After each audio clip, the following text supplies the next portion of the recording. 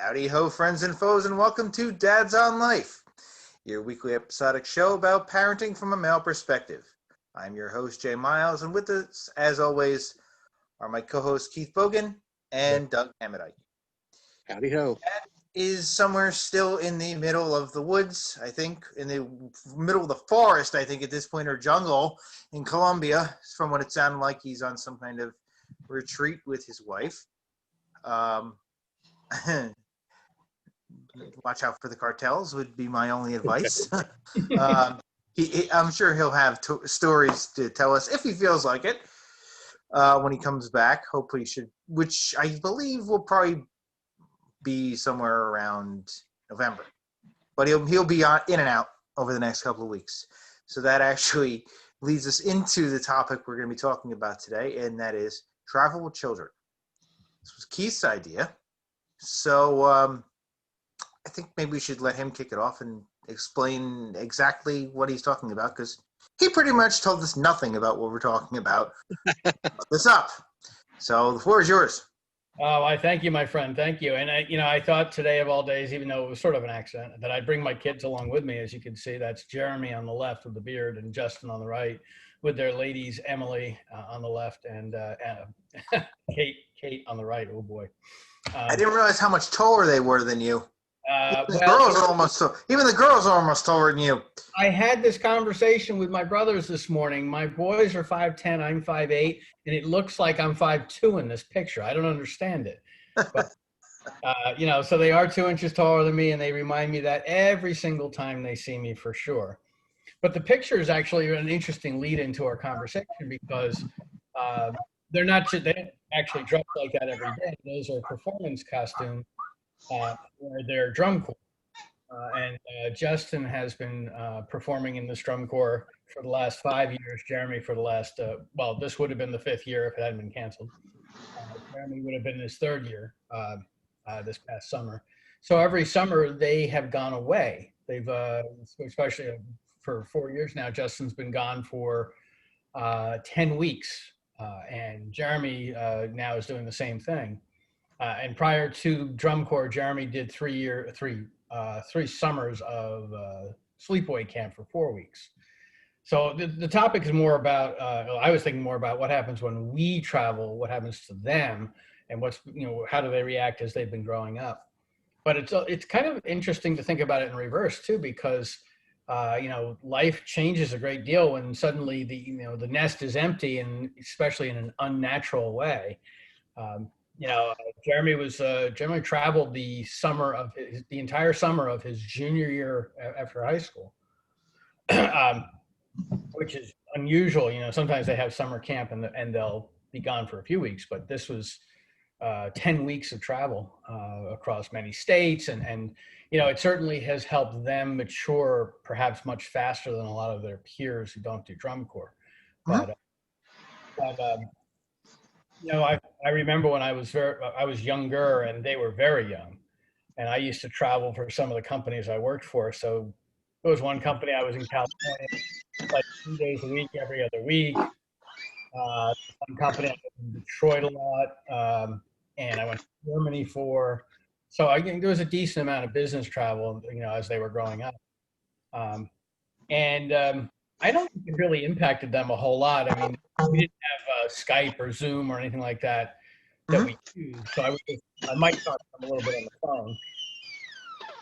But I wouldn't see them while I was traveling. But they didn't seem to be fazed by it. They seemed to be quite used to it. It actually impacted their mother a lot more than it did them. She was never very happy about it. Always thought I was an absentee father and that sort of thing. But I think it helped them get used to the idea of, family life is great, but you're not together every single day. There are things that happen, regular business or business travel or other types of trips that come. I think the more that there is travel for some people in the family, the faster they realize certain realities of life, certain maturities of life. So my traveling when I was in the early 2000s, when they were very small, kind of prepared them for their traveling when they did drum corps and when they did some other things as well. Um, and I just thought it's a fascinating analysis because sometimes you can see kids who have never left home. I mean, and you can tell right away, like they're insecure, they can't be away from mom and dad and all that sort of thing. And just knowing you guys as much as I do, or as little as I do at some points, your kids aren't like that. They're obviously very secure kids. They're very mature kids. Even kids that are 6 and 9 years old in Jay's household, they're very self confident.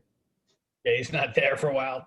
They don't care. They're fine. They're easy, and that's the mature the mark of good mature kids. I like that. I think you guys should be proud of what you've done with your kids.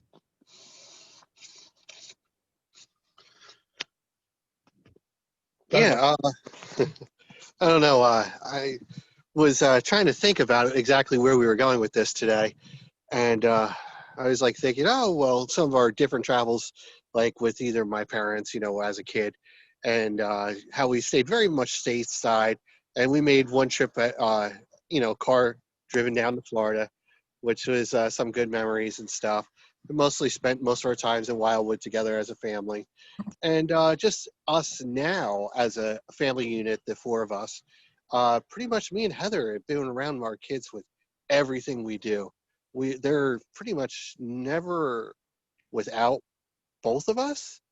And most of all the things that we do, like shopping and all, and is all done together as a core unit. So, with that said, I mean, once a year, my wife does need to go to Florida for work, and that always it's not never been like an issue, but there's always this when's mommy coming home? Can we call her type thing, you know? And I was just thinking now that we were talking about like calling home and being away from your family and how that builds children, as into becoming young adults is like with the scouting was one of the first lessons I learned. I was thrown right into like a summer camp and being one of the only leaders, bringing this horde of kids. I think we had like 14 of them, and the one kid came up to me. It was probably around when we were telling them to go to sleep. We were there for a week up in Aquila Land in the Poconos, and it was like probably day one, I think. And the Boy Scout camp was not too far from the Cub Scout camp, so we had some of our traditional Boy Scout leaders come over.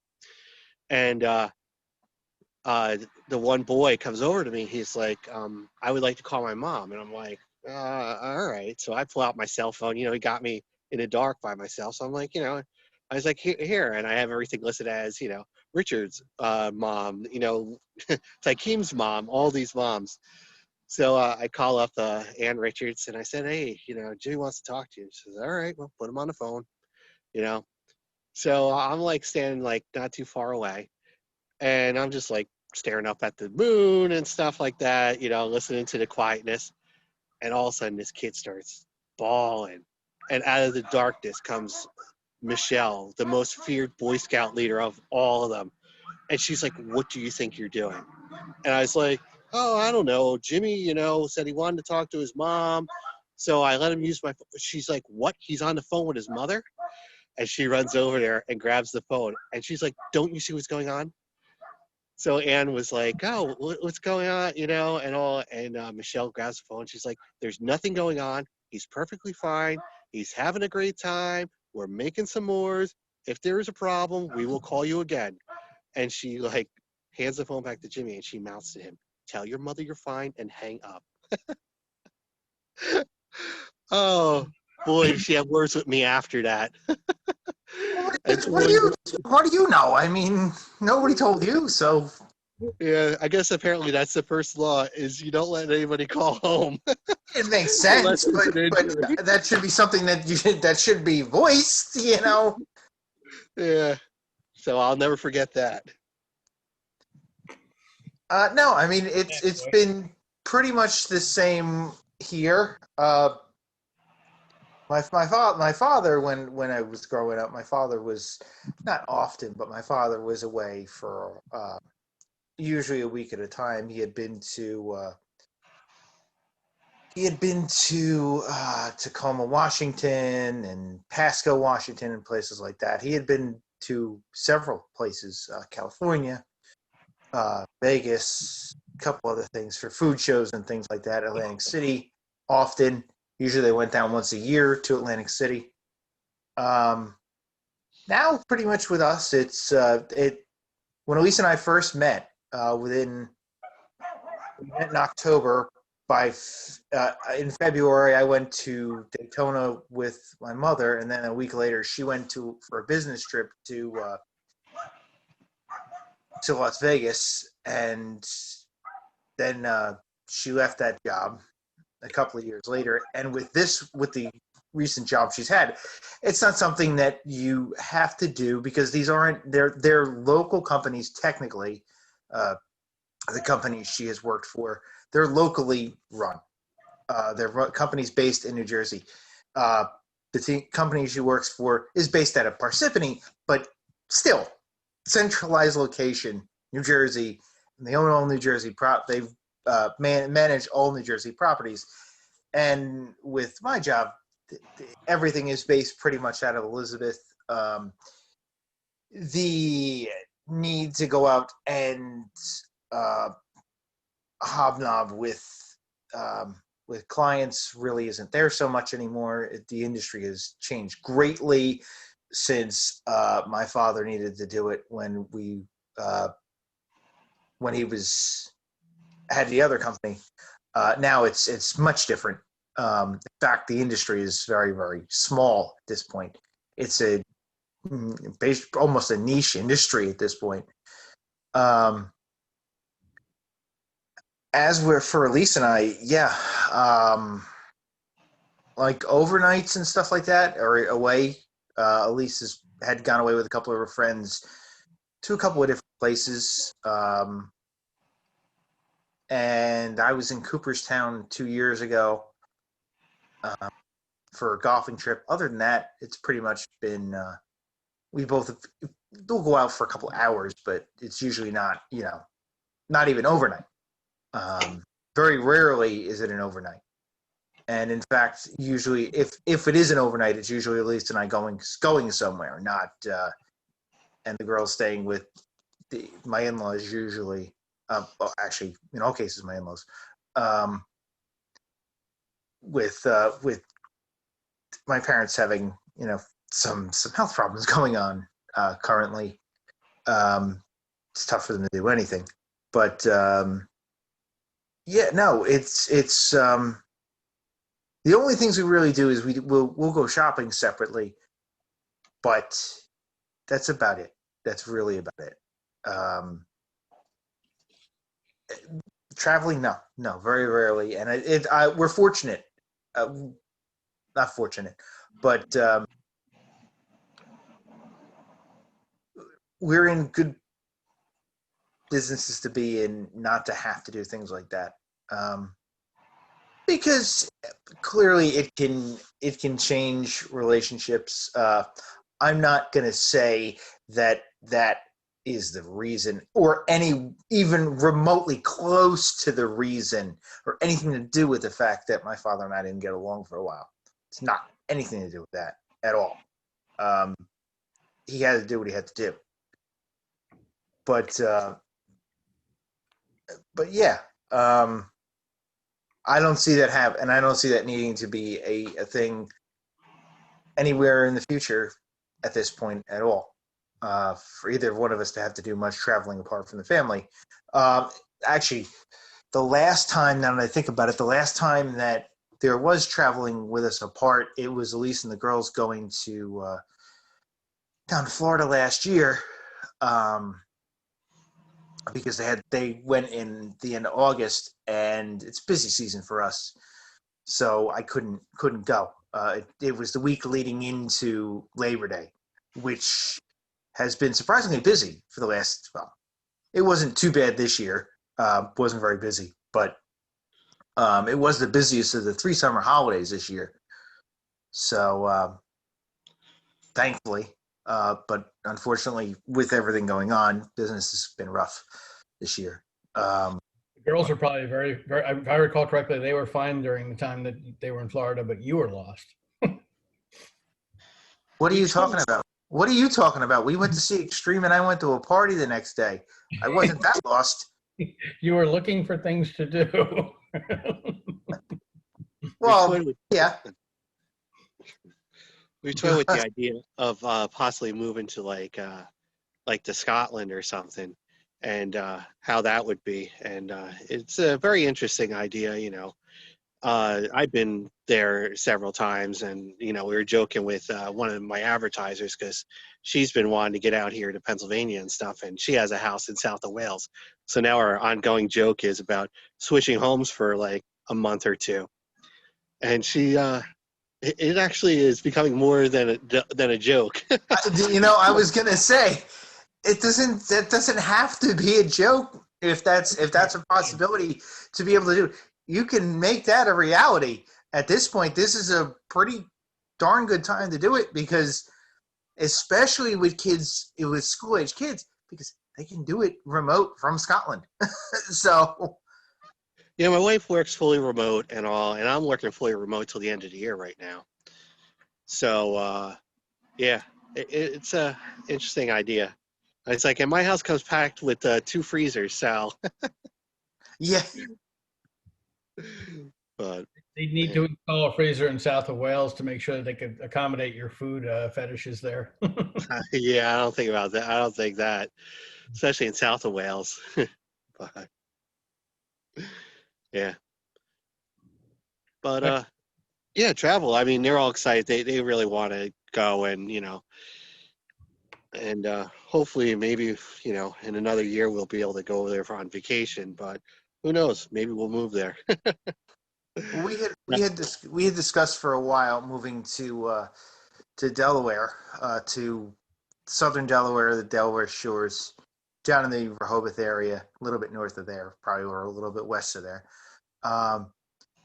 And we were pretty gung ho on going. And now I'm glad we didn't because of everything that's come up since in the last 3 months.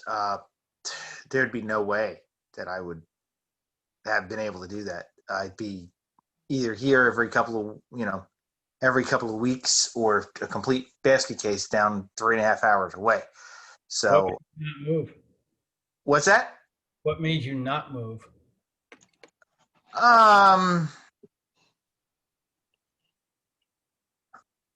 Came up with a better plan and things started to change. So, for the time being, we're going to be here. For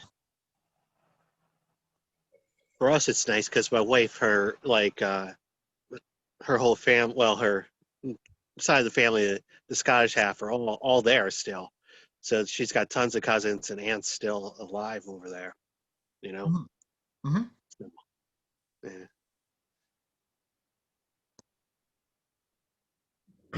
I took Jeremy, not Jeremy. I always took Justin. We took Justin on a trip to England back when he was 18 months old.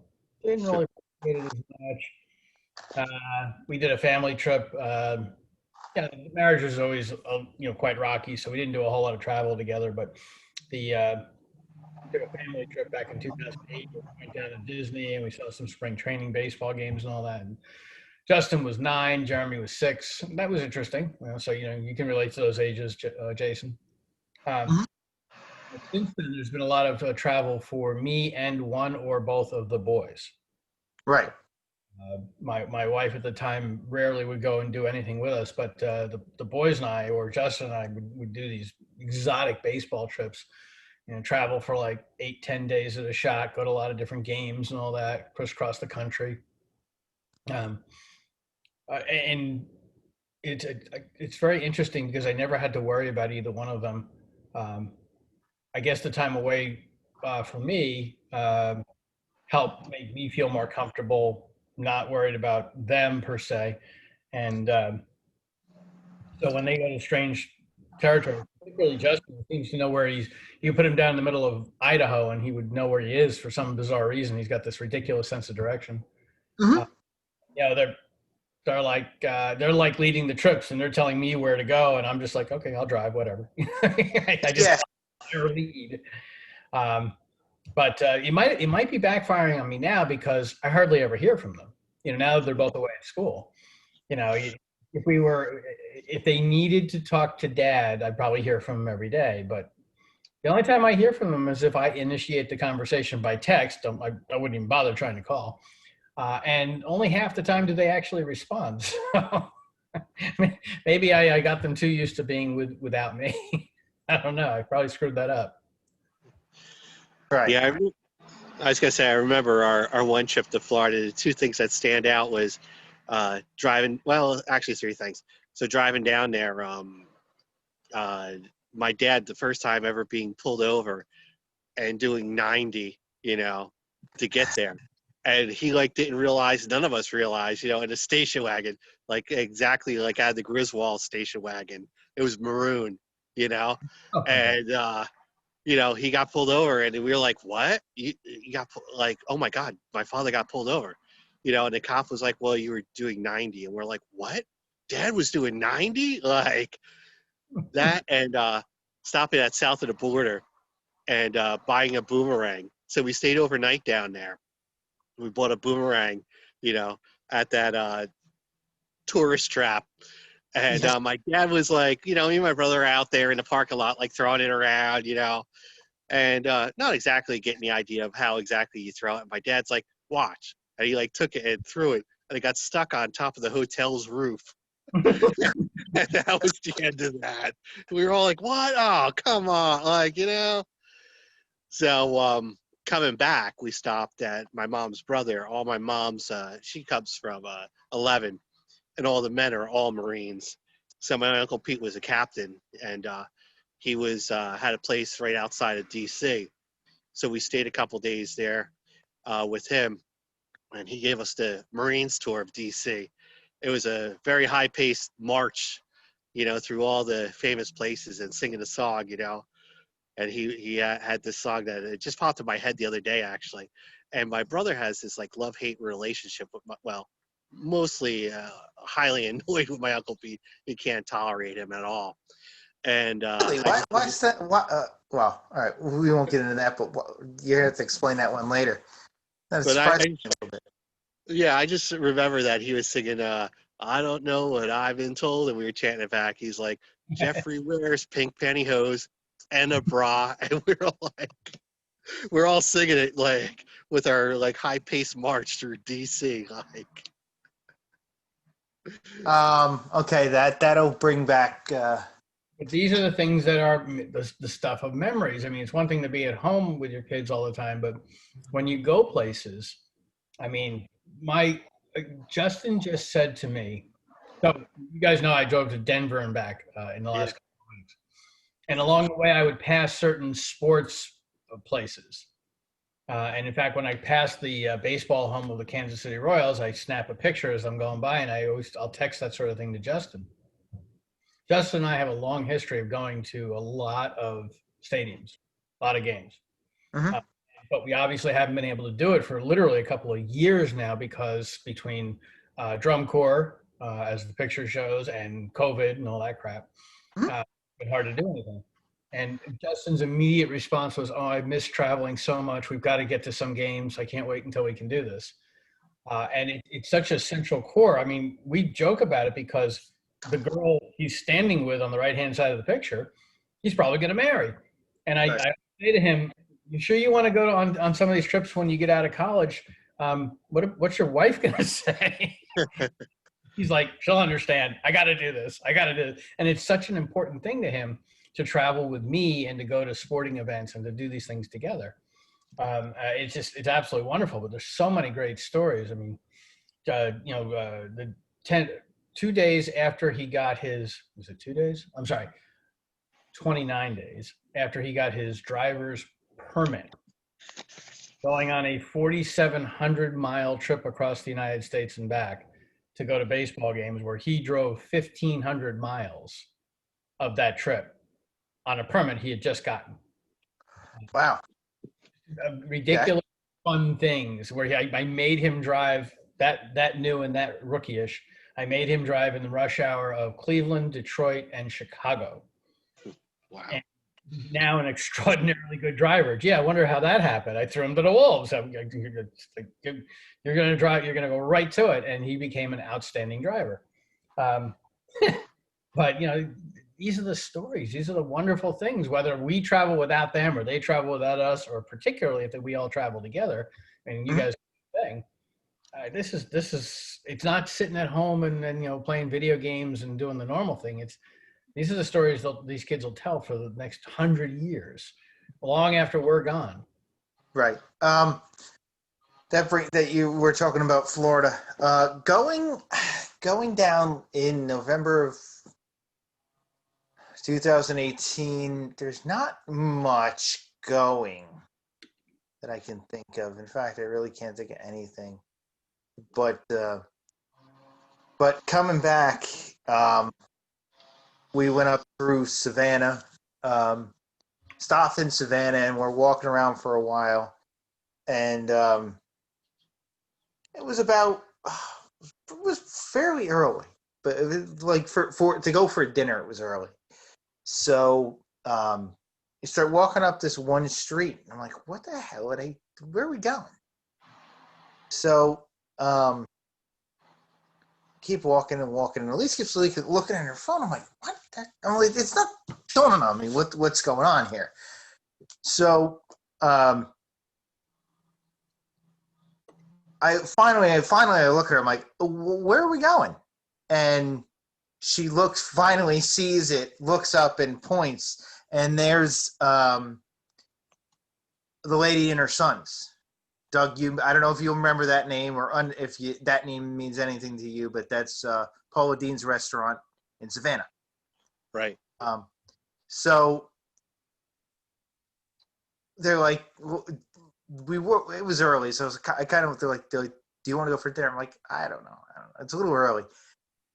We walked in, the place was pretty much empty. So we went in. It's as good as now that I've heard mixed reviews about their buffet, but the food was incredible. I had a soft shell crab gumbo that just it was better than any gumbo I think I had in Louisiana, and that's saying a lot. But one thing I'll tell you that I've learned from experience when it comes to cooking like Paula, you better have a ready supply of butter in the house if you're going to try. Yes. It's worse than anything Julia Childs ever did when it comes to her cooking and putting butter and stuff. It's horrible for you, and it's in everything. But yeah, and it turned out the host, the guy who waited on us, was a transplant. He was a Jersey transplant. And that had happened a couple of times when we were in South Carolina. That had happened, and then we were in Commander's Palace in New Orleans. This happened to us again, Elise and I.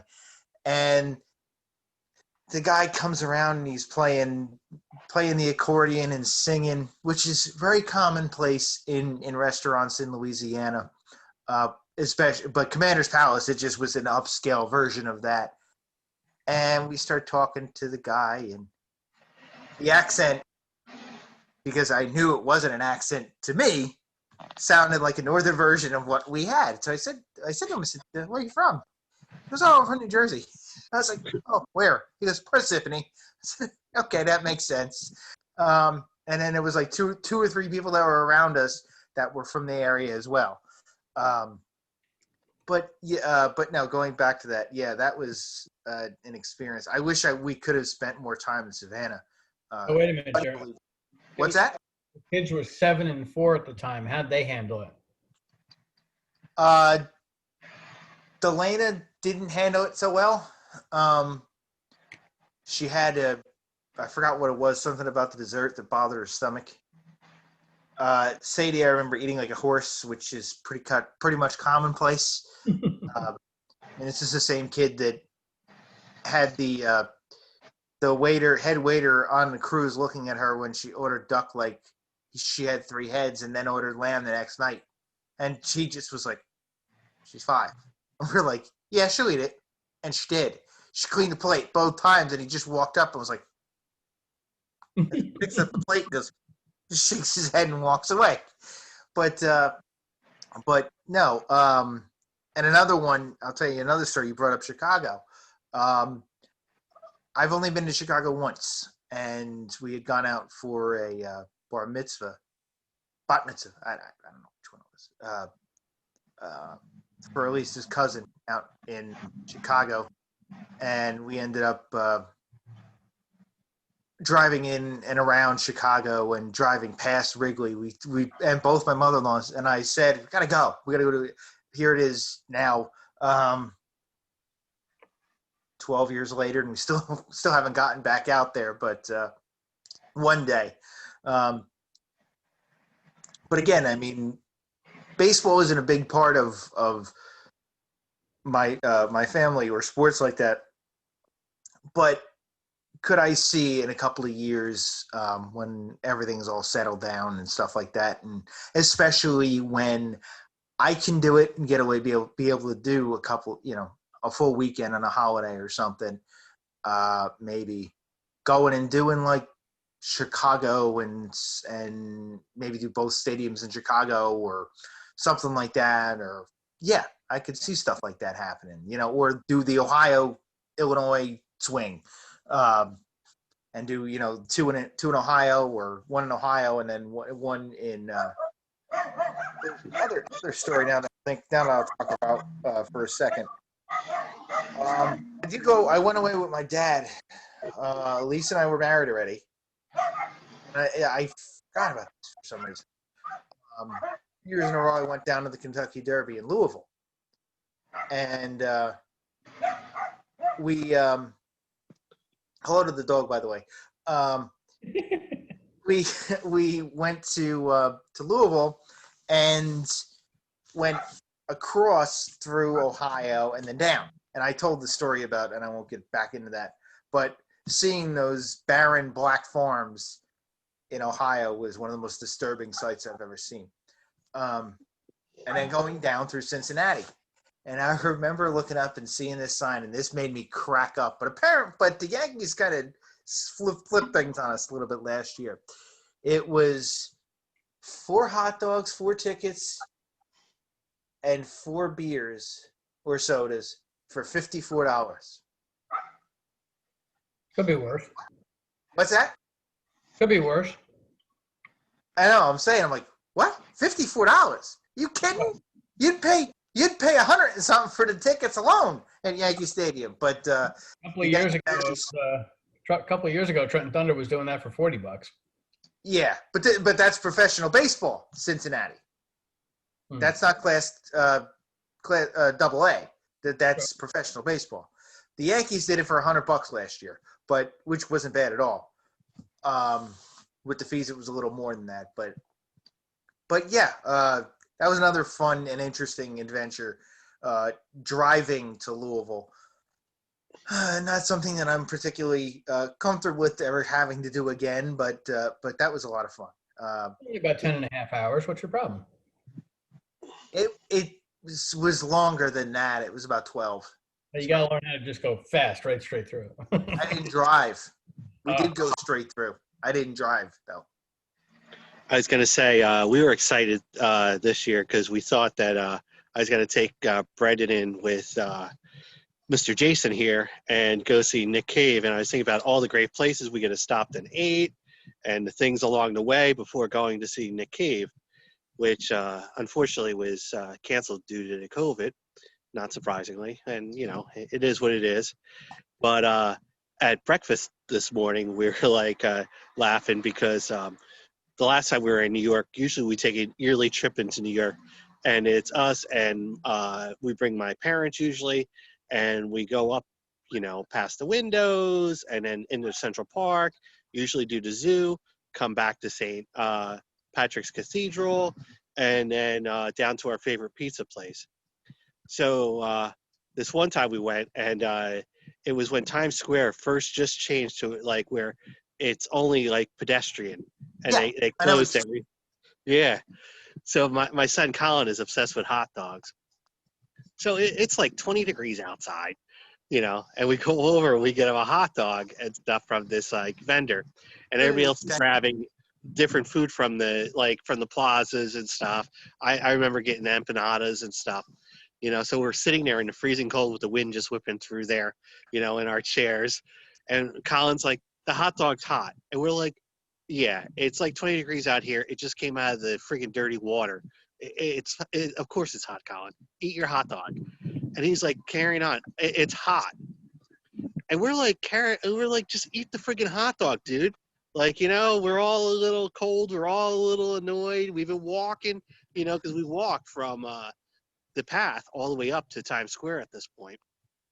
Ooh. So, and then we were walking up to the park, Central Park. And my dad takes a bite out of it. He's like, no, it's spicy hot.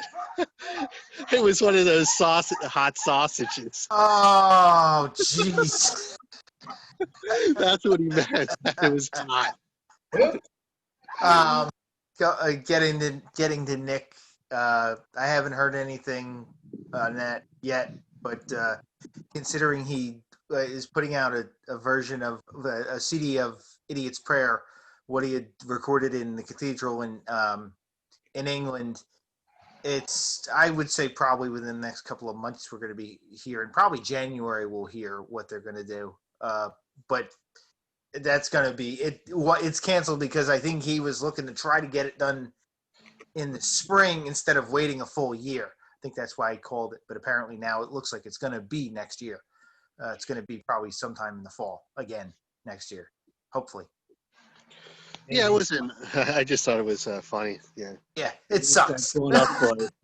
It just brought up the whole like New York thing, and how I was excited about taking my son there. Like I was saying, and being able to like hang out with you, and then like go and check out like some restaurants and stuff along the way. It would be really cool. And that's my whole thing is like no matter where we go, like Keith like laughs at us with the food, but I'm really like about it. Like the other day, we were going to take my son up north of here, up by Lehighton, well, just past Lehighton, for a soccer game because he's in travel soccer. And the first thing I did the night before was like, well, what restaurants are in the area? Yep. So I picked out this awesome like Mediterranean, Middle Eastern place. And then Heather's like, he has his cleats on. And I'm like, what? And she's like, he can't, there's a sign, you can't wear cleats. I'm like, what? No, there's not. It's like, he can wear them, it's fine. And she's like, yeah, he's going to track all that mud with his cleats into the restaurant. It's like, so we wound up going to the Bayou in Easton instead because we went home and got him changed and stuff. But yeah, that's my thing. Like, always check it out. Where we're going, like, where can we eat? What's cool? What's going on in this area? And that's why when you said Reading Terminal Market earlier before we start recording, that's one place that I wanted to go. So, you never been there? No. Really? We gotta get out to Philadelphia. I want to get back out to Philadelphia one of these. There's another good one north of there. There's a German butcher shop called Rikers Market. Rikers, I think it's just called Rikers. They do a lot of the German sausages and fresh killed duck and fresh killed turkey and chicken, all that stuff. It's about 15 minutes north of Philadelphia. It's in German. Isn't it? Might be in town. I don't know. Something like that. Somewhere north. You guys are such foodies. My brother Joel is like that too. If we ever do a show that's just dedicated to food and we completely ignore the kids in that case, I'm just gonna get Joel to be on the call for me, and I'm gonna sign off because I don't. I just eat. Well, for me, you wouldn't be completely ignoring the kids because you've seen how Sadie eats, Keith. So she's just a conveyor belt. She's not a foodie yet. She just eats everything. And Brendan's not bad in the kitchen. He could do his own tuna and short ribs. I've worked on that with him, and also he's getting some skills in there too with the cooking. So my kids would be lost without a microwave. See, it's one thing that we have to do. We have to do one show about skills. skill sets one of these days. Maybe the next after the election, I think we'll finally open up to a few different ideas. But skill sets is going to be one thing that we're going to have to talk about. Building skill sets for kids. I think we touched on it, but I don't think we actually have done a full show on it. But anyway, I digress. Yeah, there are places we're already talking about what we're going to do. Actually, I just found out before we came on, we were sitting at breakfast. My mother-in-law and father-in-law were out in Lancaster yesterday, and they won I don't know what the deal is, some kind of package for the new Cartoon Network hotel that opened out out by Dutch Wonderland, which is out in Lancaster by the outlets over there. We're going to try to work something out with that. And they showed me pictures. It definitely was, it already, just the pictures of it exceed my expectations for what you would think of a brand new hotel, a brand new themed hotel. Place looks amazing. But yeah, I mean, there's already talk about what we want to do, in the next couple of years, about travel and things like that. And I'd really, really love for the girls to get them down to South Carolina so they can see it and check it all out down in Myrtle Beach and things like that. Because we haven't been there since Delana was a baby. So, excuse me. And Sadie's obviously never been there. So we definitely want to get down and show them that and things like that. And, a little more than just or the day trip to Delaware or anything like that. Obviously, I mean, there's other wild dream ideas of where to go. I mean, I've thought about Nashville and taking them back to New Orleans and it being under a different experience for me from what New Orleans is usually like. Yeah. So yeah, we're looking towards hopefully the next couple of months you'll start getting things kind of on a course to a normalcy. So we'll have to see. What's that? From your mouth to God's ears. Yeah. Hopefully, you never know, because everything seems to change day to day, which is a good thing. But sometimes it's not a good thing because sometimes it seems like it's getting worse.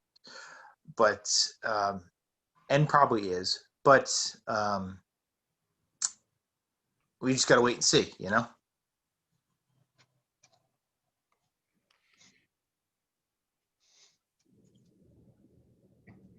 Any other travel stories to tell, Mr. Miles? I just told a couple. Hello. Hi. How are you?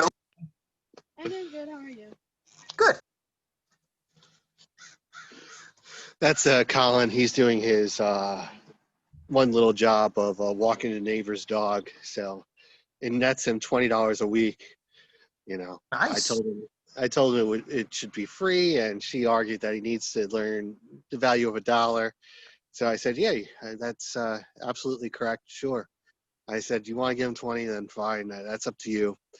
And already he had one key go missing, and I told him he needs to pay for it. I said, and you need to explain to her what happened, that, you lost her door key and how terrible, and we already prepped her that, but it turned out that it was in his pocket in the laundry. So he really didn't lose the key. But, just explain to him that, I've done that 100 times. I can't even tell you how many things that I do the laundry and I still don't check my pockets. So. Yeah. So, but. Yeah, I was going to just say in closing, one last story that I just thought of about going down to Florida. And, My parents, for no reason, nor did they understand, whatever. They just was looking for places to go in Florida, besides Disney. We did go to Disney and SeaWorld at that time. But we stopped at St. Augustine and the Coral. I wound up stepping on the Coral and, ripping up my foot. Oh, I know. Yeah. That was terrible. And then we headed on down to Daytona. And what we ended up there during Bike Week. So you got my super Christian parents and Bike Week going on. And we bike were like, and bike week down there is wow. different than some others. So yeah. So we went. We didn't know what was going on, or nothing, and we were just like flabbergasted and shocked, at it. And I remember it was the first time ever that we were like, well, let's go get pizza. Well, where are you gonna go? Well, that place over there is called Pizza Hut, and that was the first time that we ever went to a Pizza Hut. Really? And they had silverware on the table. And we're like, silverware? Like, what is this all about? And we saw people eating pizza with forks and knives, and we're like, what? Like, Jersey, you take it, you fold it, you stick it in your mouth. Like, I forgot who it was. I think it was De Blasio. They had a video of him doing that, and they were making fun of him for it. Yeah. That's sacrilege to use a fork and knife. It's sacrilege to eat at Pizza Hut. That was the first time ever. We were just like, what? And the whole deep dish pan, like, it's just like mind blowing to us at the time, I'll have to send you the video of Jon Stewart on pizza and Chicago pizza. It's pretty damn funny. But Awesome. go ahead, Keith. What were you gonna say? I said I've been in Chicago for deep dish pizza, and damn, that's really good stuff. Oh yeah. So is tomato pie in Trenton. That's pretty good stuff too. I mean, I'm not going to knock anything that you want to call a pizza. That gets made fun of it being for a fucking casserole, but but no, I got two more quick ones, and then I'll throw it. We'll probably try to wrap this up here. Two of them. One of them.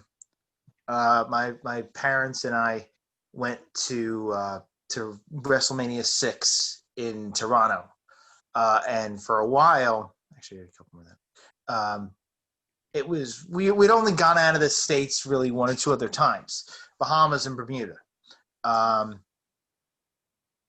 Toronto we went up and went to WrestleMania and all that stuff and had a meet and greet with a bunch of the wrestlers, and now it's time to go home. It's a Monday morning. We go back to Jersey.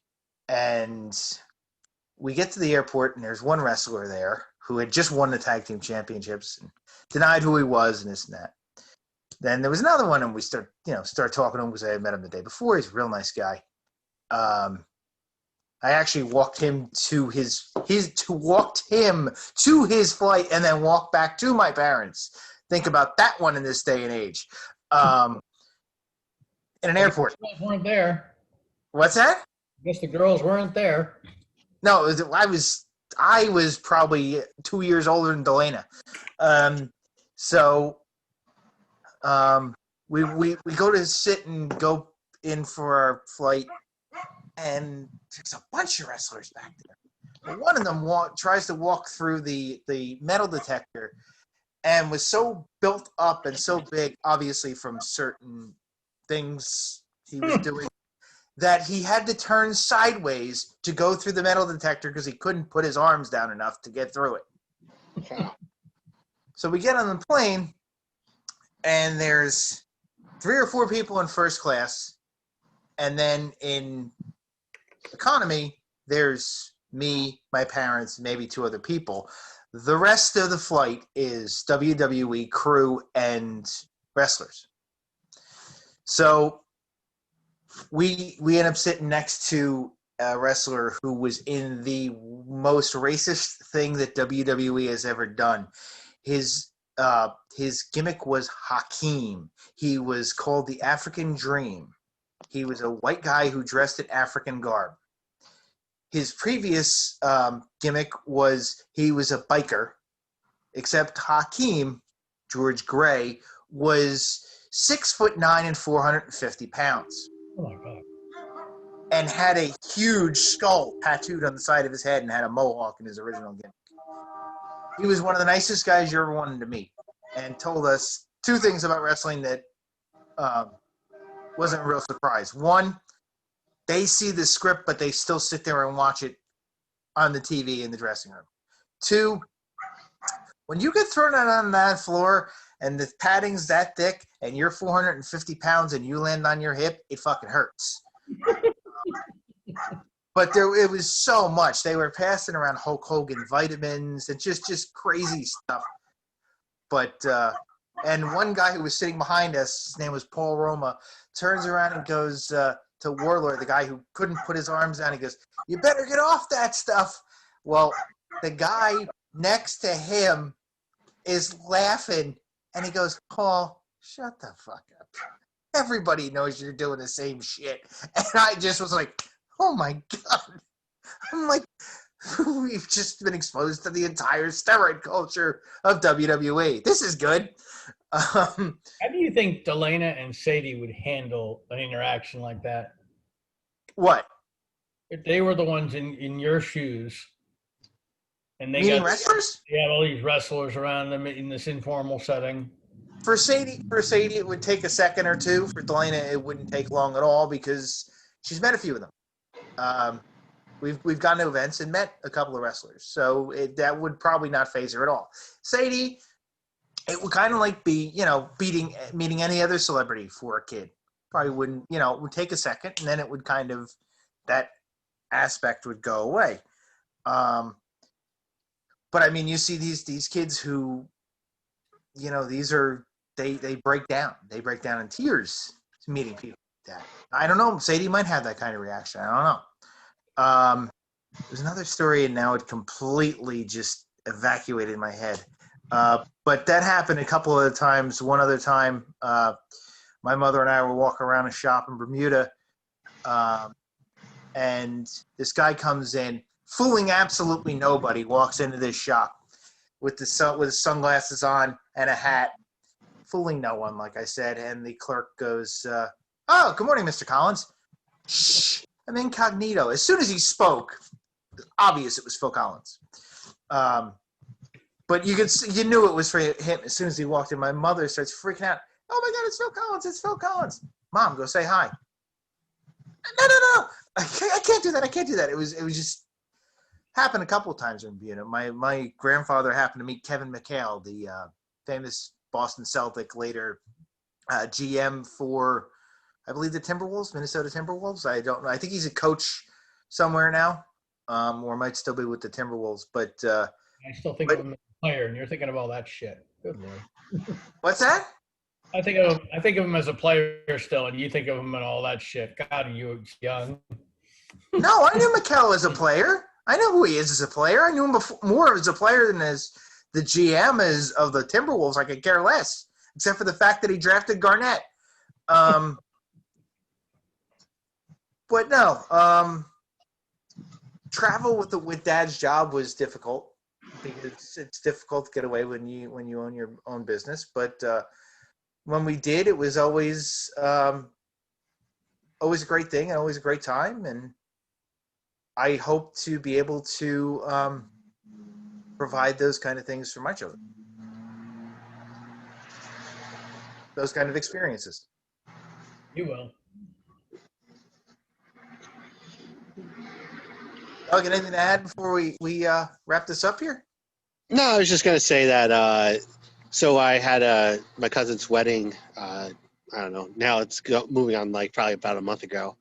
So we had to get a hotel up in Morristown and all that. And the plan was to spend the night over in Morristown, and my cousin was like, "Oh, well, you come back and stay at my house with my father, and we'll hang out and we'll have some, bourbons and stuff after the wedding and stuff." And then after the night went on, we had a couple more drinks. And I was like, "Yeah, I'm going to do that." So he hired a car, to drive us back to his parents' house and stuff. And my wife was just saying, the boys were like, "Well, where's Daddy?" And she's like, "Oh, he went home with Uncle Nick and Uncle Glenn, well, with Cousin Nick and Uncle Glenn, and they're like, "Oh, yeah," She goes, "He just wanted to go hang out with them for the night." And they were like, "Oh, all right." And they were like, "Well, he needs a break," you know. And I was like, "Oh, that's a good way to think about it." So That's nice. That's yeah, nice. There's nothing wrong with that either. You know, you don't get to see family very often sometimes. So that was very nice. It's a very good story. Keith, anything to add? No, no, I'm just sitting here reveling in a lot of the memories I've been blessed to have. You know, as we always say that my kids are the oldest of the group of the four of us that participate in this podcast. So I've had the most chance to go and do things and travel with them and all that sort of thing. And I find myself pining here as my sons do, waiting for the time, probably at least a year from now, and we can start doing that sort of thing again. But it's a good topic. Good topic. Hopefully not even a year from now. Hopefully sometime maybe after winter. I would maybe April, May. Hopefully we can start getting back to, as I said, a course to normalcy. Hopefully, maybe even the course itself. Maybe the beginning of the year. Maybe not too long after. But obviously, with the world paused, essentially, it's been very difficult to even see a path to that. In fact, it kind of has felt like the last few months since March have been a dream, so to speak, or to many a nightmare. And I mean, there has been this, hopefully, with right now as divided as things are, hopefully once things are coming to a conclusion, it seems like, with certain aspects of life, there are definitely changes coming. But there's an old saying, and I think you know exactly what I'm about to say. The more things change, the more things stay the same. Mm-hmm. Hopefully, that will not be the case this time around. From all of us here at Dad's on Life, take care, everybody. Bye-bye. have a good week. Bye bye.